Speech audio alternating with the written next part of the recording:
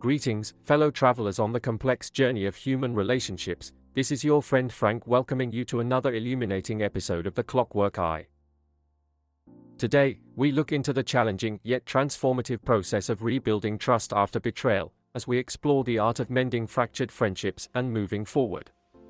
In a world where connections can be as fragile as they are vital, understanding how to navigate the treacherous waters of broken trust is essential for our emotional well-being and the health of our social bonds.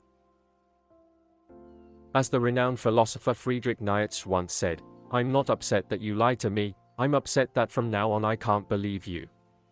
This poignant observation captures the essence of betrayal. It is not just the act itself that wounds us, but the shattering of our faith in another person and the uncertainty it casts over our shared history and future. Betrayal, whether it comes in the form of a broken promise, revealed secret, or a profound act of disloyalty, strikes at the very heart of our relationships. It challenges our fundamental need for safety, security, and predictability in our social world. As social psychologist Roy Baumeister notes in his work on belongingness, the need to belong is a fundamental human motivation. When this need is threatened by betrayal, the pain can be both deep and lasting. But here's the crucial question: is it possible to rebuild trust once it has been broken? Can fractured friendships be mended, or are we doomed to carry the scars of betrayal with us forever?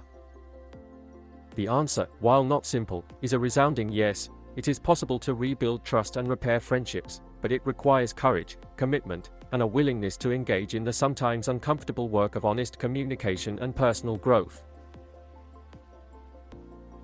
As the esteemed psychologist John Gottman, known for his work on relationships, puts it, trust is built in very small moments.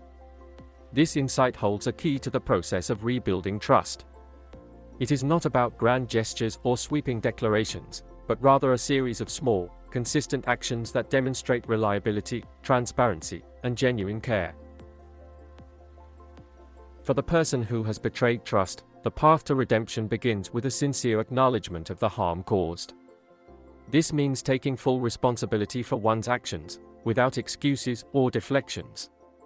As Brené Brown, researcher and author on vulnerability and shame, advises, the only way out of shame is empathy. By truly empathizing with the pain caused to the other person, the betrayer can begin to lay the groundwork for healing. But acknowledgement alone is not enough. Rebuilding trust requires a commitment to change, a willingness to examine the underlying causes of the betrayal and to take concrete steps to address them.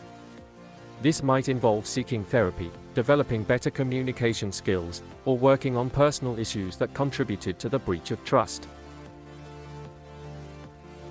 For the person who has been betrayed, the journey of rebuilding trust is equally challenging.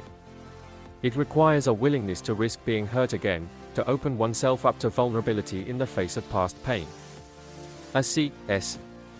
Lewis wisely observed, to love at all is to be vulnerable. Love anything and your heart will be wrung and possibly broken.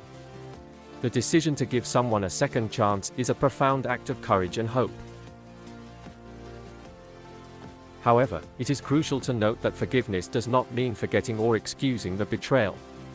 As psychiatrist Judith Herman writes in her work on trauma, forgiveness is an act of self-liberation and empowerment.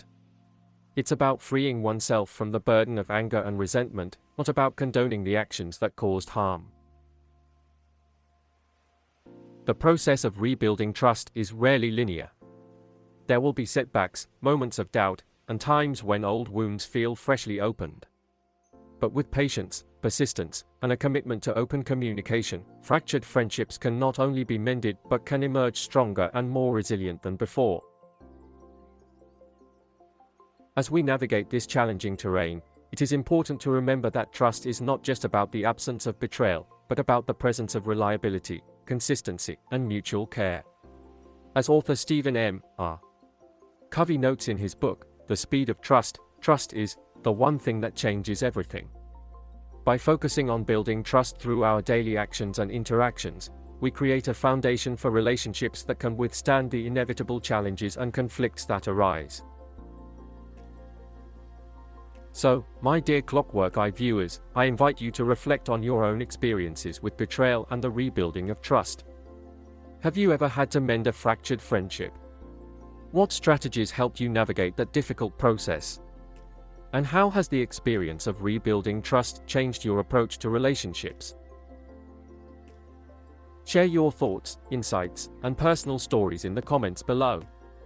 Let's create a dialogue about the power of forgiveness, the courage it takes to be vulnerable again, and the transformative potential of rebuilding trust in our lives. And as always, remember to like and subscribe to The Clockwork Eye for more thought-provoking content that explores the depths of human experience and the complexities of our social world. Remember, as the philosopher Martin Buber said, all real living is meeting. By learning to rebuild trust and mend our fractured connections, we open ourselves up to the possibility of deeper, more authentic relationships and a richer, more fulfilling life. Until next time, my fellow explorers of the human heart, keep striving for understanding, keep nurturing your connections, and never underestimate the healing power of trust, forgiveness, and genuine human connection. This is your friend Frank at The Clockwork Eye, signing off. Cheerio.